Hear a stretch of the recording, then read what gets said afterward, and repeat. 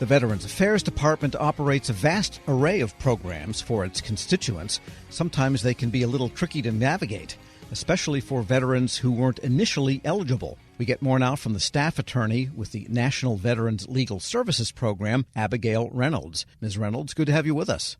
Thanks so much, Tom. It's great to be here. I'm excited to chat with you today. And I want to talk about discharge upgrades, because people that have been upgraded to eligibility for VA programs might have figured, well, I'm never going to get them, so I'm not going to look into them and need to know what they are. What's your sense, and I know your organization helps people apply for upgrades, is this one out of 100,000, or is it a fairly big piece of machinery, the apparatus for veteran discharge upgrades each year? Yeah, it's a great question. There are thousands of people that apply every year for discharge upgrades. So these boards that review them are seeing tons of applications. They're reviewing a ton of applications. Sometimes I think that the success rate really depends on the facts of the case. So within NVLSP's program, we will review every single case to determine if there is a good argument. Usually we're looking for things like mental health conditions that might have existed during the veteran's service, traumatic brain injuries, instances of sexual assault or sexual harassment that might have impacted their behavior. And then we will help veterans apply for a discharge upgrade, arguing that those conditions mitigate the misconduct, that they excuse kind of what happened that led to the less than honorable characterization. And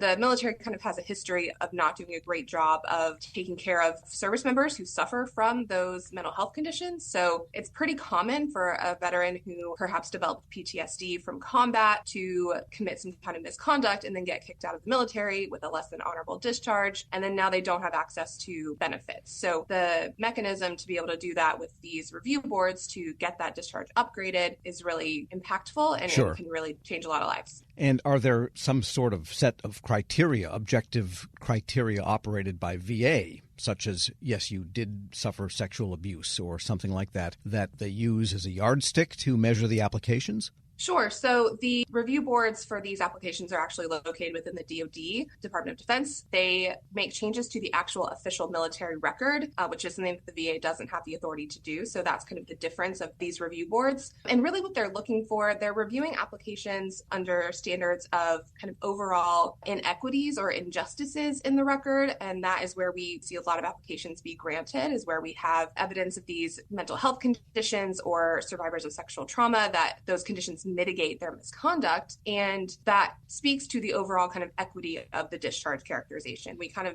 make the arguments that it's not really fair for them to be punished this harshly when they had these conditions. So those are kind of the criteria that they're looking for, those overall injustices or overall kind of unfairness in the discharge characterization, usually based on, again, those kind of mental health conditions, sexual trauma, those kinds of things. And Veterans Affairs has no discretion to be able to give benefits to someone even if they arrive with an unupgraded discharge.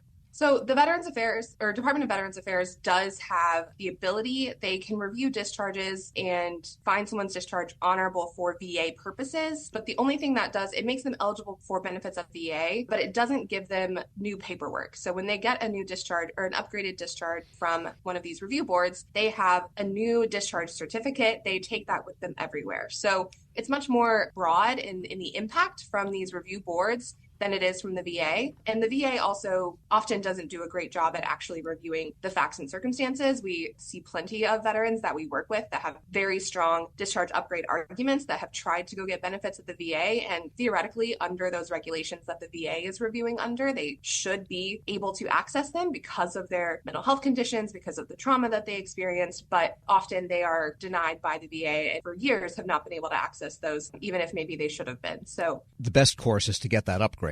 Yeah, the upgrade is much more far-reaching. Like I said, the board in those cases issues a brand new discharge certificate. The old one is voided out in their record. It is no longer valid. So they're able to use that going forward, not only for VA benefits, but also for other things like using it for employment, using it to apply to educational institutions, those kinds of things. Sure. The impact of that characterization goes a lot further when you get the paperwork. We're speaking with Abigail Reynolds. She's staff attorney with the National Veterans Legal Services Program, and the NVLSP also has published a detailed guide to the programs that are coming from VA for those that are eligible for them. Why did you feel the need to publish a guide? Is it that hard to figure out what you can get out of VA just going to a Veterans Affairs office or va.gov?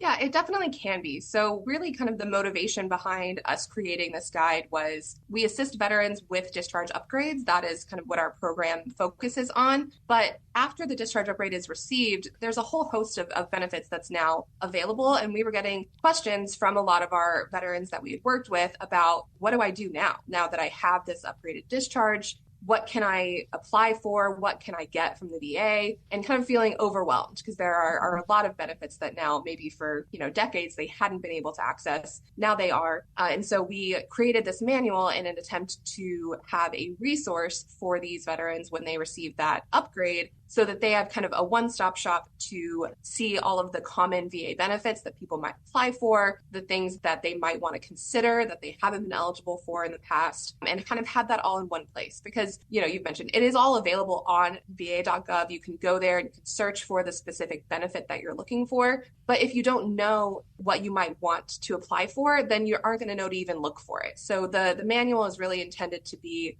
a resource that compiles all that information in one place so that you can take a look through and see what might apply to you, what might benefit you in your life. And then you're able to kind of use those links directly from the manual to the VA website to figure out the application process and submit that application. So yeah, it's intended to really just be a compilation so that the information is all available and easier to access. That's really kind of the goal for us. And in working with veterans, what's your sense of how well prepared they are to navigate all of this? Because there is supposed to be mustering out training coming from the Defense Department before people do leave. So my sense is from mostly veterans who received less than honorable discharge characterizations when they left the military, they often aren't aware of these processes. There are processes by which the DoD is supposed to kind of be informing them of the benefits that they're eligible for when they leave. But if they have a less than honorable characterization, they might not actually be eligible for it. So they might not get told, or they might not be in a headspace where they're able to kind of process that information because they've been through this discharge process that is often really pretty difficult for them to deal with. So I think that in general, they do find the process of VA benefits that can be very overwhelming. There are a lot of different eligibility requirements, even just to be able to apply for the benefit, much less actually be granted the benefit. So I think that we created the manual because we saw so many questions coming through of really being concerned about not knowing what to do now that they have the upgraded discharge and how to get to those benefits that they were wanting or that they might have applied for a discharge upgrade specifically to access those benefits. And then they just don't know. They're kind of overwhelmed by the process and the amount of information that there is. So I definitely think that was our motivation in creating the manual as a guide for them. And yeah, I think the administrative process in general can be overwhelming, and the veterans are thankful for any kind of help and guidance they have there. All right. Abigail Reynolds is staff attorney with the National Veteran Legal Services Program. Thanks so much for joining me. Thank you so much, Tom, for having me on. It's great to speak to you, and we hope that this manual is a helpful resource for veterans